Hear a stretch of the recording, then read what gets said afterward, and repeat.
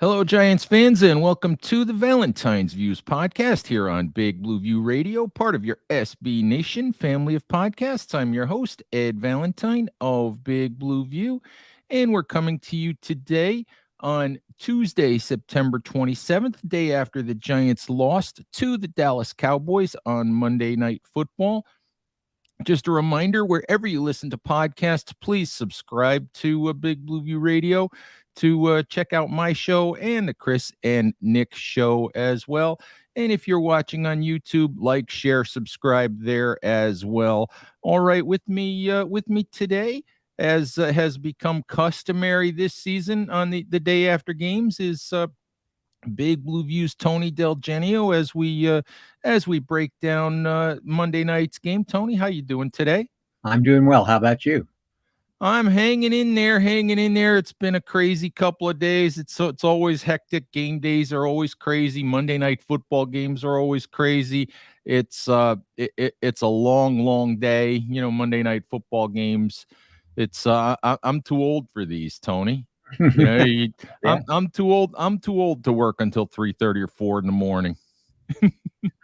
But I remember days of staying up late to work, and yeah, fun. but it is what it is, and we have to start with the news that we heard today regarding Sterling Shepard, and it was pretty obvious last night when we saw the injury that he suffered. It was pretty obvious that this was not a minor injury, and Brian Daboll confirmed today that Shepard did indeed suffer a torn ACL. He will be out for the season. He will be placed on injured reserve, and you know, I could tell walking around the Giants locker room last night that players were as upset as they were about losing the game. I think a lot of guys that have been with Shep for a while were more upset about Shepard's injury than they were about losing the game, just which speaks to the kind of guy that he is and how important he's been to that room. Well, he's the longest tenured Giant, and he's been a great player for them over the years. I mean, not just a good receiver, but a good blocking receiver, which not that many receivers are, and it's got to be just heart wrenching to go through all of that rehab for an ACL, and then come back and several games in, all of a sudden you've got it again. And Right. Yeah, he had the first one was an Achilles. So yeah, last year was an Achilles. But you're absolutely right. I mean, to work as hard as he did to get back and then suffer another injury like this, and we said it last night. You know, those of us in the press box kind of looked at each other and said, you know, we might have just watched Sterling Shepard's career end. Yeah, certainly you have to think that his career with the Giants ended, and maybe his career overall. I mean, you have to wonder what goes through his head after all the injuries he suffered through his career. Uh, you rehab from this one just to get back to where you're walking, normally again, and able to do simple things. And you say, do I really want to even try to play football Right. at this point? Because his career has just been one injury after another, after another, after another. Right. For the last few years, it definitely has been that way. It's been concussions and quad injuries and hamstring injuries and the Achilles injury and now this. And you know, you wonder if he'll look at it and say it's time to walk away. And even if he doesn't want to walk away, you wonder if anyone will give him a chance to try again. I would seriously doubt that the Giants would. Yeah, I think at this point they've had so many injuries on their team and such bad health problems with their wide receiver core in particular that you have to think that they've got to go in a different direction next time. Yeah, absolutely. And you know, it's funny because listening to Brian Daboll talk on Tuesday afternoon in his day after game press conference, he was asked about the turf at MetLife Stadium, and everybody when they think about Giants injuries, everybody wants to blame something. They want to blame the training staff, or they want to blame the coaching staff, or they want to blame the strength coach, or and the field turf at MetLife Stadium is a popular thing to blame. But what do you blame for Shepard's injury last night, which was a non-contact injury suffered when he was jogging in a straight line? He didn't catch his feet in the turf. He didn't catch a cleat. He didn't twist an ankle or twist a knee or slip. He was jogging down the field and he popped an ACL. Yeah. So there's there's nothing and no one you can blame for something like that. It just happened. Yeah, I read somewhere that he might have twisted his knee on a previous play or something like that. I don't know if that's true or not, and maybe that just set him up for that. But obviously, the play where he got injured itself didn't look like anything was catching in the turf or anything like that. He was just kind of, as you say, jogging along, and it just gave out. Right. Yeah. I had Brian Dable referenced something about that today as well, that there might have been something, a couple of plays before that, I guess when they watched the film, they looked at, something that might have happened awkwardly with him a couple plays prior to that. But injuries are injuries. They're unfortunate. Best of luck to Shep. I mean, if he wants to continue to play, hopefully somebody gives him a chance, but hopefully, he recovers. And it was, like I said, it was a tough scene in the Giants locker room last night. It was as we turn our attention to the game itself, it was kind of a sober scene in the locker room. That after a 2-0 start, a lot of good feelings about the Giants, and everybody was hoping for 3-0, maybe 4-0, because we've got Chicago coming up here this Sunday. And this was a bit of a reality check for the Giants in that they're not fixed.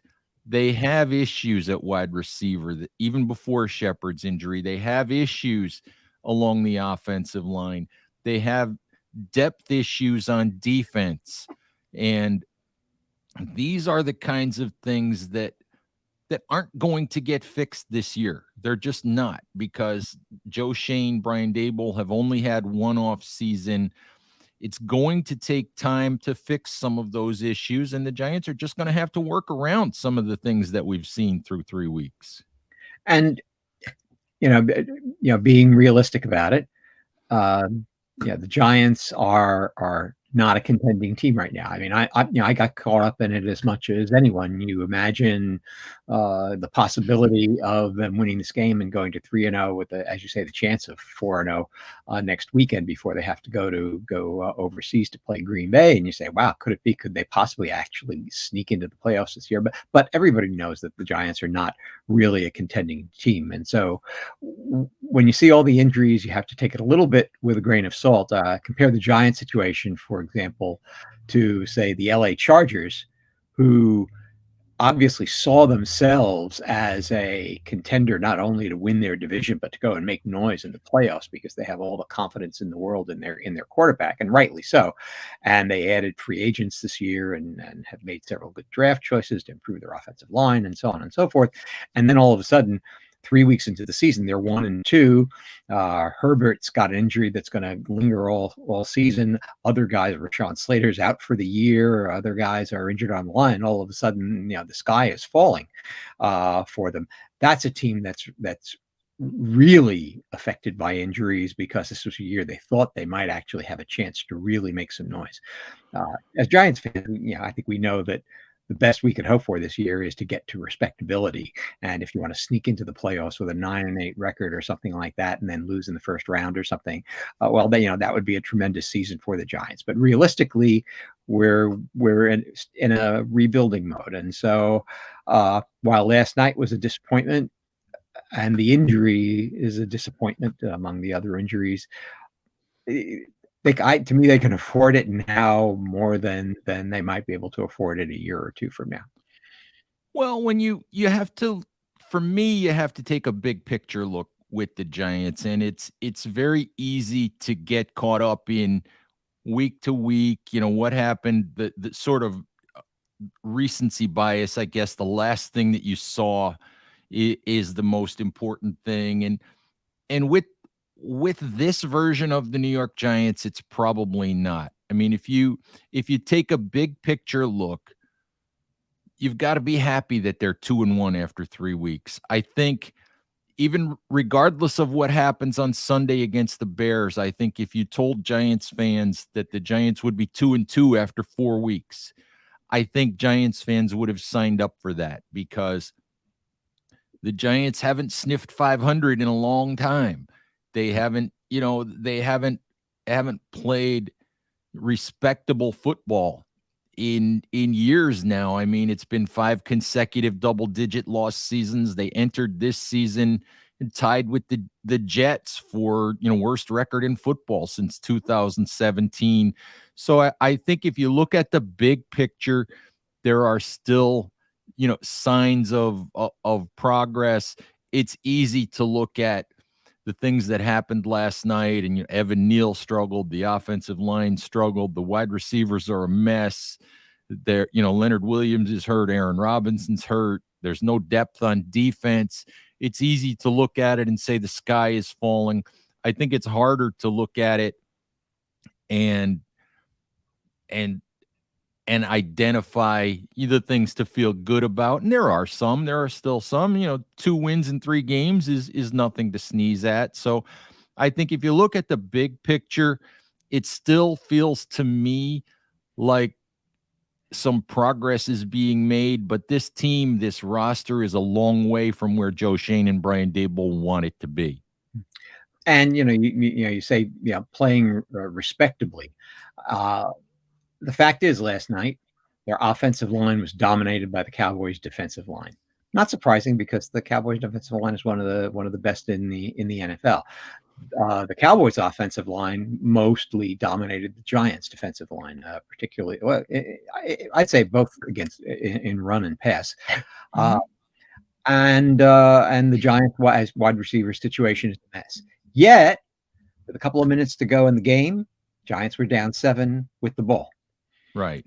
with a chance to tie. So, Right. as poorly as things went in several areas last night, they weren't blown out by this Right. team, and they're hanging in games. They're a tough, gritty team. I thought Daniel Jones played one of the best games I've seen him play as a Giant last night, even though the stats don't necessarily show it.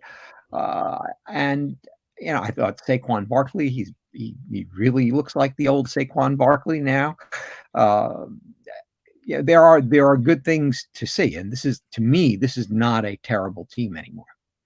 No, and Tony, let's talk about Daniel Jones a little bit. It's funny because I did a radio show on Tuesday morning, before I came home from New Jersey, and Jones was a big topic of conversation. There's another game last night when you look at the stats: no touchdown passes, threw an interception, less than 200 yards passing, still doesn't have a 200-yard passing game this year. You can look at the stats and not be impressed. You can look at the fact that the Giants scored 16 points, 1 touchdown, and say, oh, Daniel Jones, he's terrible. He's got to be replaced. And the reality of it is that he may not be the answer at quarterback. But I looked at Jones last night, and what do you expect the guy to do last night? He was hit. He was sacked 5 times. He was pressured. I don't know. Next Gen Stats had it at 40% of his passes when he wasn't sacked, he was pressured, and I think it was a lot more than that. The Giants' best offense last night, for the most part, was Jones running for his life and turning it upfield, and I think he ran for first downs 4 different times. I don't know. To me, last night doesn't say, oh, Daniel Jones is a star and he's the quarterback for the next 5 years. But I don't think you can look at last night's game and complain about what Daniel Jones did last night, because with what was going on around him, I don't know how much more the guy could have done. Yeah, I thought he was heroic last night. Now I'll leave myself open to the people who analyze film, who during the week will show us what he did and did not do, and maybe there were downfield receivers open all night, and he just wasn't seeing them and throwing to them. You can't see that on a TV broadcast very easily, but from what I could see, as you say, he was running for his life the entire time, and I thought he played his butt off trying to make plays, not exposing himself to risk all that often. He made a couple of beautiful throws. The pass completion to Richie James along the sideline, being I think the number one. I thought he really looked great last night. And again, you have to ask, well, who's the opponent? And if you look at the opponent, the Dallas Cowboys have played 3 games. They've yet to give up 20 points to anyone, and that's against Tampa Bay and against Cincinnati.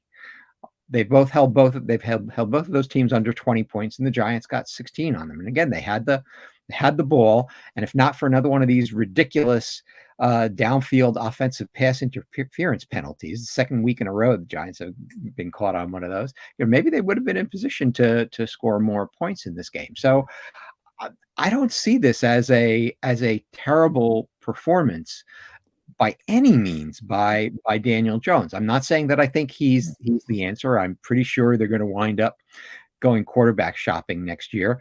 But Daniel Jones is a quarterback who belongs in this league, and he's a quarterback who can do some damage. I was watching a little clip from one of the morning shows this morning with Jeff Saturday, the ex Colts lineman, on it, and he was saying, Josh Allen wasn't Josh Allen until he got Stephon Diggs. Tua wasn't Tua until he got Tyreek Hill, and he had one more example of that, of how adding a top flight receiver made a big difference to the quarterback. Well, I'm not saying that Daniel Jones will ever turn into Josh Allen. I think the odds of that are very, very small, but he hasn't had anything close to a Stephon Diggs or a Tyreek Hill the entire time. And if you look at who he's got now and who he's gonna have for the rest of the season, he's got a bunch of never beens, has beens, and the walking wounded that he's got to throw to at the moment. And I don't know how much you can expect. I don't think you're going to get too many of those 400-yard performances, even if the offensive line shores up. Right. So let's talk about that wide receiver group a little bit. Obviously, Shepard down for the season. Obviously, the Giants have tried. Dave Gettleman tried. Joe Shane has tried to upgrade that group of playmakers. You go back. I mean, you look at this roster. Gettleman drafted Darius Slayton in the 5th round a couple years back. Big money spent on Kenny Golladay, a first-round pick spent on Kadarius Toney. Even this year, Joe Shane drafting Wan'Dale Robinson in the 2nd round. And what are we looking at? We're looking at a Kenny Golladay who's obviously not the player that Dave Gettleman paid for. And I don't know if that's just if he just doesn't fit in New York. I don't know if physically he's not the same guy that he used to be. Wan'Dale Robinson hasn't been able to get on the field. Kadarius Toney seems like he's never on the field. So the Giants are throwing the ball to David Sills and Richie James and I don't know who else at this point, but but that wide receiver core and as I said earlier, that's just not going to get fixed this season. You're not going to be able to fix it mid-season on the fly. So it's disappointing because I think on paper, when training camp started, I think we all would have said, or we all would have been optimistic that that group of playmakers together, might have given the Giants something. But obviously right now that doesn't look to be the case. Yeah, and you have to wonder going forward, who are the wide receivers on the 53 even going to be? And the options aren't great out there since the Giants only have a few $1 million in cap space to spend. I mean, there was all this talk about them looking into Cole Beasley, and you could imagine Cole Beasley coming back and reuniting with Brian Daboll. That would have made sense, except for the fact that Cole Beasley doesn't want to play for a league minimum salary, which you can't blame him at this point in his career for holding out for something better. And so, that's not going to happen. Well, who else are they going to do? Are they going to re-sign Alex Bachman? Well, let's say they do. Alex Bachman didn't make the 53 in the first place, and so it's not as if he's going to be a miracle worker. Going to bring back John Ross from last year. Well, I actually liked John Ross last year. He made a couple of really nice plays for the Giants, but he's another guy who throughout his career can't stay on the field because he's always injured.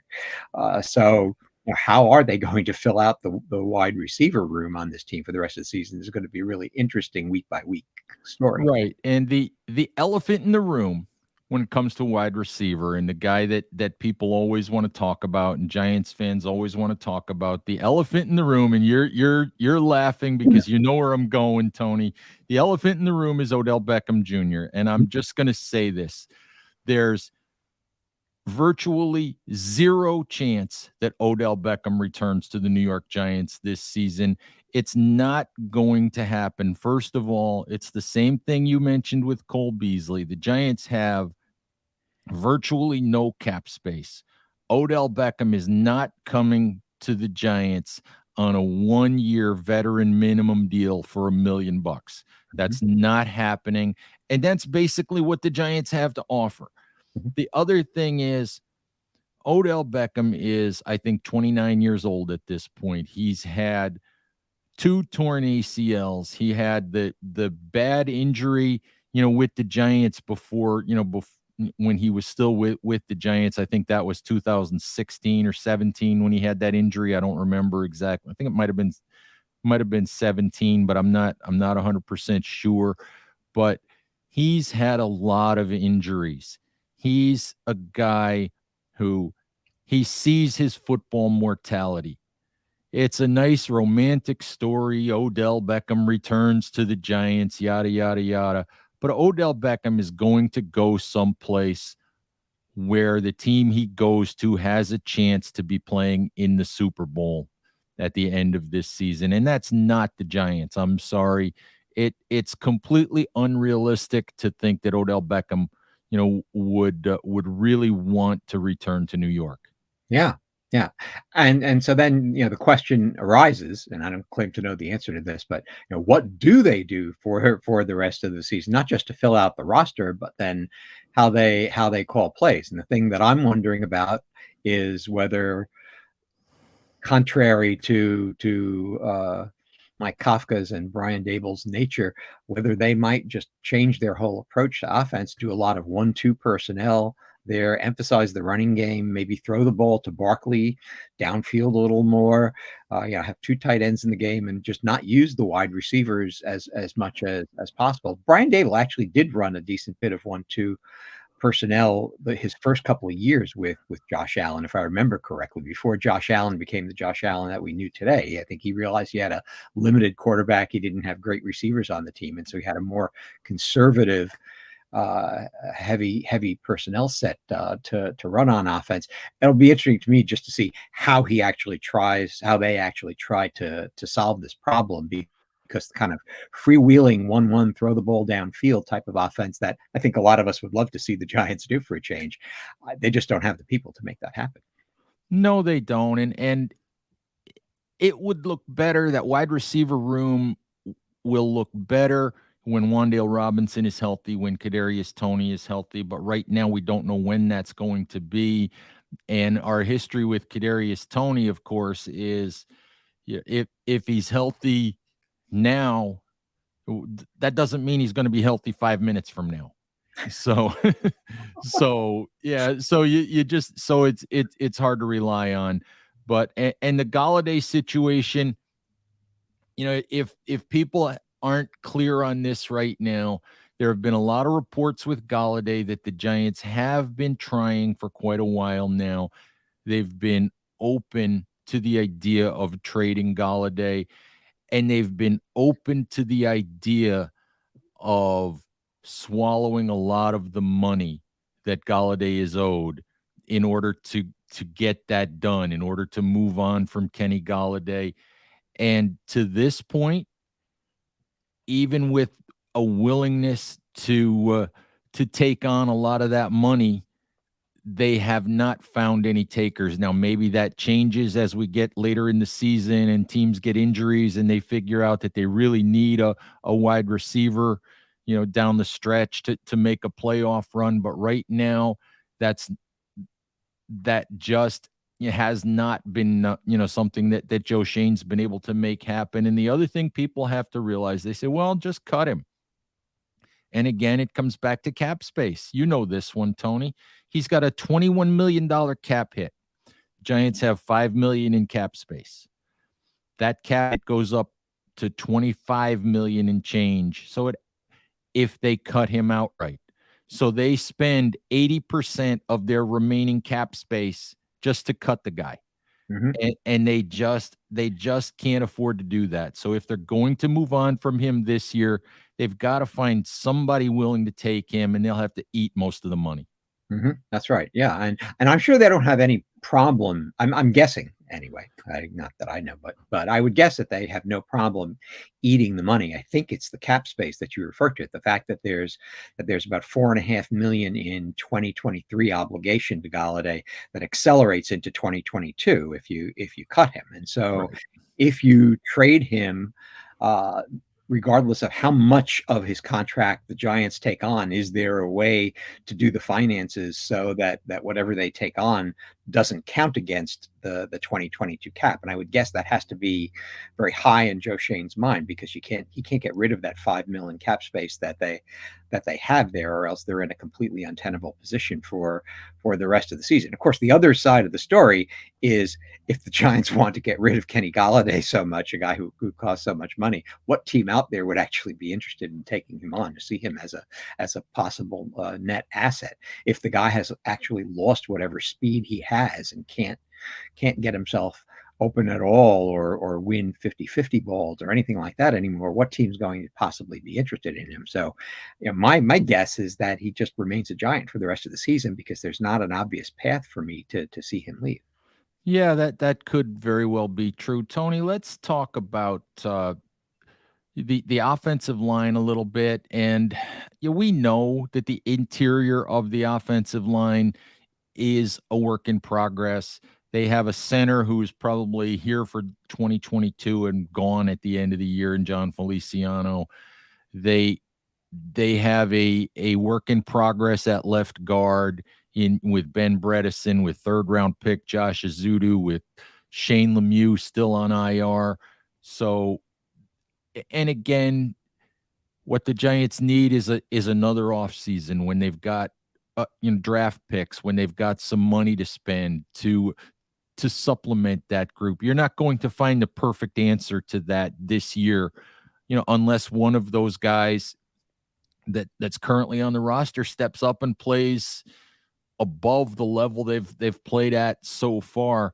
But I think the guy we really need to talk about is Evan Neal. And people on Twitter last night are going crazy. Evan Neal's a bust, and Evan Neal stinks, and the Giants shouldn't have drafted this guy. And if you thought Evan Neal was going to go through his career and never play a bad game, if you thought there weren't going to be growing pains, then you pretty much Rip Van Winkled Andrew Thomas's rookie season.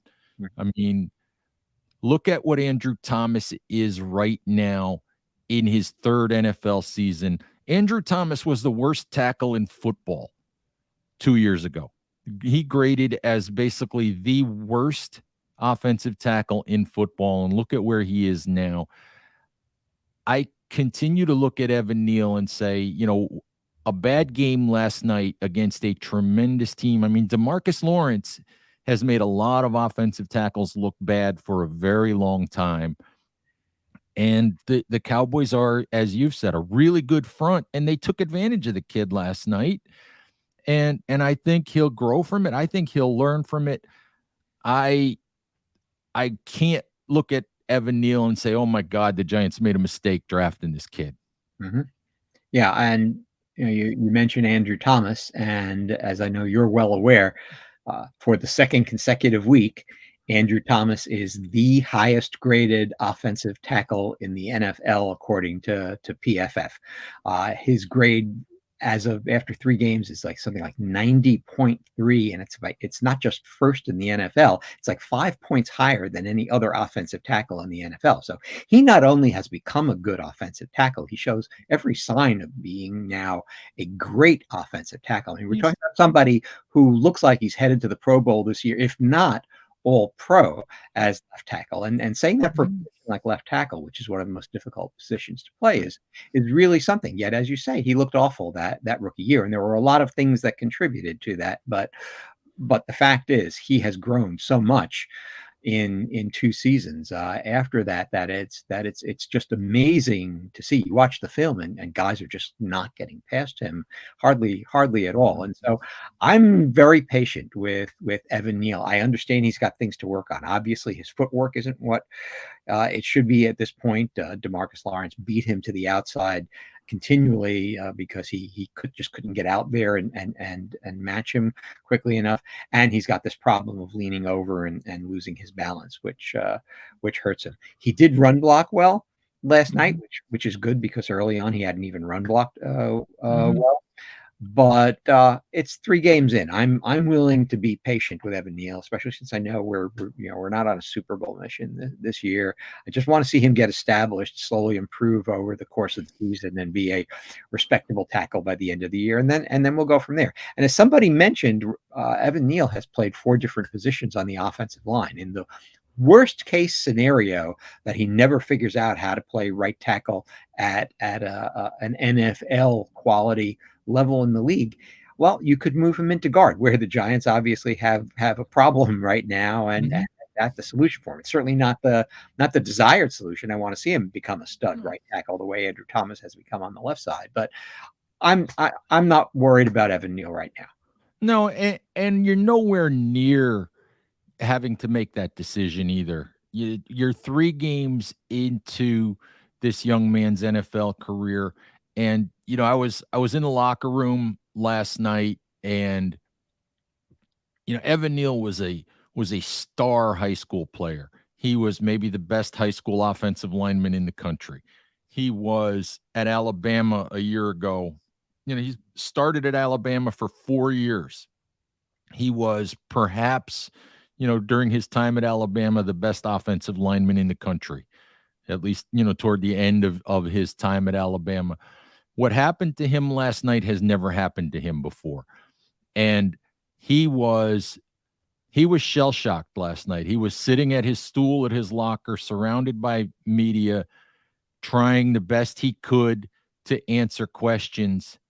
But this is one of those times when you're watching this young man speak, and you kind of wish that your job didn't involve, poking and prodding this young man after a game like that, because he wouldn't even look up from the floor. He was staring at the floor as he answered questions, and he wouldn't look up at anyone. He was ashamed of his performance. He was trying to digest it, and he didn't make excuses for it. He said he'd watch the film, he'd come back to work on Wednesday and try to get better. And what will worry me is if the Giants play the Cowboys at the end of the season and he's not better. And he's not, I mean, not perfect, but if he doesn't, show some improvement by the end of the season, that would worry me. But right now, he's 3 games into his career. He had a bad game. You move on. Yeah, and I have a hard time believing that so many people who scouted him uh, could be completely wrong about the potential of this guy to succeed in the NFL. I mean, people who know tons more certainly than I do, because I'm not an expert on this at all. But you have people like Duke Manyweather, who I think people respect pretty much as a judge of offensive linemen, and he thinks Evan Neal is gonna be great. Evan Neal was one of the 2 or 3 highest ranked offensive tackles in the draft by virtually every draft analyst out Mhm. there. And by all indications from my vantage point on the outside of this, he has none of the head problems that, let's say, somebody like an Eric Flowers had when he came to the Giants. Okay, and Oh, did we have to mention that name? seed. Well, but it's good as a red as a counterpoint. If people had doubts about Eric Flowers from the beginning, Mhm. and all he did was confirm those doubts, not just by his play, Right. but by his Mhm. attitude, uh, Right. things. And you see none of those things with Right. Neal. No, I have no doubt that Evan Neal will take the coaching from Bobby Johnson, from Brian Daboll, from Mike Kafka, and continue to work and be as good a player as he can be. And there are going to be bumps in the road. Mhm. And last night was obviously one of them. Anyway, Tony, let's just close by spinning forward a little bit. You've got the Chicago Bears coming to MetLife Stadium on Sunday, and there's one key question. Will anybody playing on Sunday actually be able to complete a forward pass? I was gonna say this is gonna look like these old Giants Bears games from my childhood, I think. I think what Justin Fields has only, I think, completed 23 passes in 3 games. His Giants fans want to complain about Daniel Jones, and yet the the Chicago Bears have played 3 games. Justin Fields' highest passing yardage total in 3 games is 105 yards. Mhm, mhm, That's just jaw-dropping in the modern NFL. But I think that when you think about the Bears, you know, I'll leave you with this, or the big thing is, that people are gonna wanna talk about is the trade the Giants made a year ago. And are the Bears happy with Justin Fields? I think the Bears did the right thing by moving up and taking that swing, because you always take the swing on the quarterback when you can, if you think you don't have the guy. I mean, the Giants are going to the end of the earth here to figure out if Daniel Jones is the guy or not, and I'm good with that. I'm okay with that. The Bears are taking their swing with Justin Fields. And yes, Kadarius Toney might not have been the right pick, but I still believe that trade was the right thing for the Giants to do, mhm, because if you don't make that trade, you get Kadarius Toney out of that trade, you get Aaron Robinson out of that trade, you get Daniel Bellinger, who's your starting tight end, out of that trade, and you get 2 first-round picks, so you can look at Kayvon Thibodeau and Evan Neal, and who knows how it would have worked out if the Giants had only had 1 first-round pick this year. But you look at those 2 guys, and you have to know that only one of them is a New York Giant if they only have 1 pick.